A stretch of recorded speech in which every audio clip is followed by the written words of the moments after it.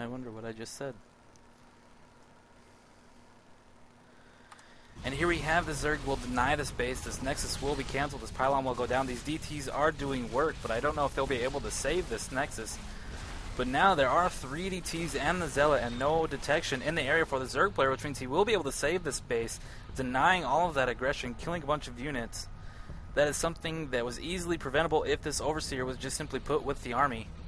Maybe Sheth putting his focus somewhere else just doesn't catch it. And here we have the Protoss moving out onto the map with his Colossus, his Stalkers, his Sentries, his Zealots. With the Blink, we have the Mothership on the way, and as well as another Colossus and the +3 about to finish. Maybe some super late game heavy timing attack, possibly. And also we see, if you look at the minerals of both sides, both sitting at a max army, both banking over 2k minerals, over 600 gas for each of them. And now we have the Zerg player on Hive Tech moving into the Greater Spire, which means we will be seeing Broodlords eventually from the Zerg player. And now we have the Protoss getting his +1 armor as well as another robotics facility. Because if you look at his minerals and his gas, he'll be able to resupply his Colossus count even quicker with that. We have the Zerg taking another base, although this one has still not been saturated. But now that I say that, I see these workers on the way. I'm sure they will be saturated in that base. And we have the Protoss, a minor engagement here. The Zerg backing up, only killing a creep tumor there. But here we have the Zerg moving forward, looking like he's ready to engage with this Protoss Death Ball. We have the Banelings in the Overlords. We have the Corruptors for the Colossus, the Roach Hydra count. And now we have the Mothership joining the army of the Protoss. We have these force fields down because what you want to do is you want to keep the Roaches and the Hydras away from your army as he tries to drop the Banelings on you. Keeping your Stalkers moving backwards, killing the Overlords that are trying to get the drops into the heart of your army. And now we have the Zerg player moving these Roaches down here. Looks like he will be able to pick off this Dark Templar, but no, he reacts in time and he will be able to save that as the Overseer is just not simply going to catch up with it. And we have the Protoss player throwing down another base in the bottom right, putting some cannons up in case of any Ling run-bys. Now we have a small engagement here between a few Stalkers and a pretty decent number of Roaches, and the Roaches will force the Stalkers back into the main army of the Protoss. Well, what I would like to see from Sheth is I don't understand why he has still not destroyed these rocks, why he still has not taken this base. It just makes so much sense. It takes not even a second to take out this base, just to send your units over there and take it out. But as I say that, here comes the Protoss army looking to put some pressure on the Zerg player. We do have these Spine Claws and Spore Claws out in this part of the map. I do like this. I like to see this from Zerg players, especially when you're banking 8k minerals and 2,000 gas. We have the Infestors going ahead of the armor, getting some fungals off, but dying instantly to the Protoss army, which means he can't move out of the Baneling Nest. But then we do have the recall from the Mothership. That is just something we simply do not see out of Protoss at this level of play. The Mothership unit is thought of sort of a cutesy unit, used only for fun and used to sort of bad manner your opponents. But here we have KiWiKakI putting it to use, putting it to a real function that actually was able to save a lot of the Protoss army from dying to the Banelings that were about to be dropped into the army. And now we have the blink forward from the Stalkers that will be taking out these Roaches along with the support of the Colossus behind them. And now we have the Corruptors moving down here, but with this position, the Stalkers will be able to focus down the Corruptors before they're able to take out the Colossus. And now we have this Protoss army sitting underneath the Mothership, which they do gain Cloak while underneath it. And now we have the blink forward, picking off these Overlords, killing one that was full of units, then killing a couple that actually didn't. And we do have the drops from the Overlords, but he's only able to kill 5 or 6 Stalkers. And if you look at the resource count of both of them, that is simply going to be replaced automatically. And if you look at the Protoss base, look at all of the gateways, look at the Robo base, the facilities, he can just create an army so incredibly fast, especially with the amount of resources they are both banking. These players are both able to just remax so quickly. And now we do have the Broodlords on the map. And with the Broodlords and the Infestor play, what you're going to see is he needs to fungal the Stalkers, which are just going to try to blink underneath the Broodlords to take them out. But with the fungal, he can deny the Stalkers from doing so. And now we do have the Protoss looking like he's going to be putting some pressure on his base. I don't know if this is wise, but then again, when you look at the resource count, he could throw this army away and remax instantly and not even feel a thing. And we do have him, he is going to be putting some pressure on this base, hitting the hatchery. But now that we do have the Zerg units flanking from behind, we do see him pulling back. He needs to get in position to take on this army. And then we do have the Vortex going down for the Mothership, and then the Mothership is has been neural parasited, but there we do see it is released. But now we have Broodlord sitting in the middle with no protection that will just go down almost instantly to these upgraded Stalkers. And now we will have the Zerg army will pop out, but in this position, with the Banelings even killing that small number of Stalkers, there's just nothing the Zerg player can do in this position to take out this army.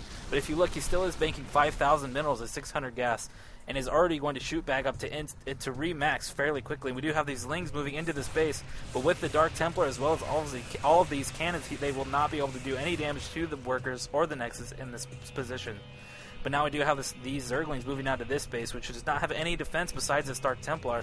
But I think this Dark Templar will be able to deny these Zerglings before they're able to take down the Nexus or force a cancel. And we do have the Protoss denying this base, killing the workers, killing the hatchery, as well as the Zerg repositioning, trying to get back to max. If you see, he's lost so many Overlords that he can't even remax. He has to make Overlords before he can even make more units, sitting at 140. But now that we do see the supply limit cap being reached, or being raised, he will be remaxing as soon as possible. We have the Protoss also denying this base in the bottom left, bringing the Zerg player down to 3 mining bases in this base, which hasn't really been used at all, has not been even used for its larva. And now we do have the Zerg player finally breaking down these rocks, who will be finally taking this base. But this, to be honest, it should have been done a long time ago. And now we have the Protoss moving onto this base from the high ground. We'll be able to kill these drones. We'll be able to kill even the hatchery from this position with the Colossus that can walk up and down the cliffs. And Sheth just simply has to wait, as he has not remaxed. He's sitting at only 160 food supply, which against a 200 full maxed Protoss army is just simply does not stand any real chance of killing that anytime soon. Now we have KiWiKakI getting gravitic boosters, an upgrade so rare that I don't even know the name of it. I believe it's the Warp Prism speed, as well as getting his Templar Archives, which I like to see, because if you look at his minerals and his gas, he's banking 8k, 6k. He can remax with any unit he wants in the game, and he's getting the Templar Archives because it's just one of those things that you might as well have it. At this point, when you're banking this much minerals and this much gas, there's no reason to not have every tech available to you in case you need to make any sort of tech switch or make any sort of unit. And right now is the best time to be setting up that infrastructure with the amount of gas and minerals that he has stockpiled. And we have these 2 Colossus moving out, which will be taken down by these Zerglings and Corruptors. Unless he moves the Corruptors back, maybe he will be able to save this Colossus, but no, there it will go down to the Corruptors. But at this point, when you look at his resources, it just simply doesn't matter. We have KiWiKakI sitting on 4 healthy bases that I can see, and just denying all of the expansions of the Zerg player. Even though the Zerg player is banking 3,000 mineral, he's down to only 200 gas, and is only sitting at 140 supply, which means he needs the gas to get the more effective units against the Protoss army, because a Ling Max army will just simply not be able to take this out with the Colossus and the Stalkers. And now we do have the Stalkers catching these Brood Lords unprotected, which means he will be able to deny at least one with that blink forward from the Stalkers. And now we do have the Banelings being dropped onto the Protoss army. We do see the Protoss army losing automatically 30 supply of units, but if you look at, he's banking 10k, 6k, he can make this army 3 times over, no problem, without suffering any real damage. And we do have, he will be able to deny the rest of the Brood Lords, which is just terrible for the Zerg players. If you look at his gas, he cannot afford to lose or replace these Brood Lords at this time, and he's not really even mining. This is his really only real basis. He hasn't even established this base yet, and even once he gets it established, if you look at the mineral count, there's only there's 800 minerals there. That's not even enough to max your army out once. And we do have the Protoss army pushing forward, and Sheth is just not capable of handling this. This looks like it will be the GG for the Manor Bear himself, Sheth, as KiWiKakI is sitting on 8k, 6k, and can remax with whatever units he would like at this point in the game. And we do have Sheth pushing back this only Blinkstalker army at this point in time. But honestly, he still has 30 supply that he can fill with any unit he likes, and he has every tech available to him. We do see 3 Void Rays being produced from the Protoss player, utilizing his Stargates that he has thrown down with those excess minerals and excess gas. As you can see, if you look at his base, his production is just unlimited right now. He can make as much as he wants of whatever he wants. Now moving to a Void Ray Colossus and now Templar army, he just has so much resource. He can literally make any unit he wants in the game all the way to max at this point. And now we see he's not even going to be bothering with Storm. He's just going straight to Archons, which I believe when you're sitting on 3-3, Archons are just absolute beasts. I would like to see the shield upgrade, which there it goes. at level 1, but still, even with the plus armor and the plus attack, this army is just going to be so incredibly powerful. I don't know what the Zerg can really do to hold on here. We do see the Zerg players sitting on only 1 Broodlord, 11 Corruptors, 19 Roaches. He just simply cannot handle this army that's going to be pushing across the map from KiWiKakI. And here it is on the front door of the Zerg player. And I'm sure that Sheth knows that he's in a terrible position. I'm not sure he quite even knows how bad his position is. If he could see the resource count for the Protoss player, he would realize how over this game already is. And here we see he is going to take down the natural of the Zerg player.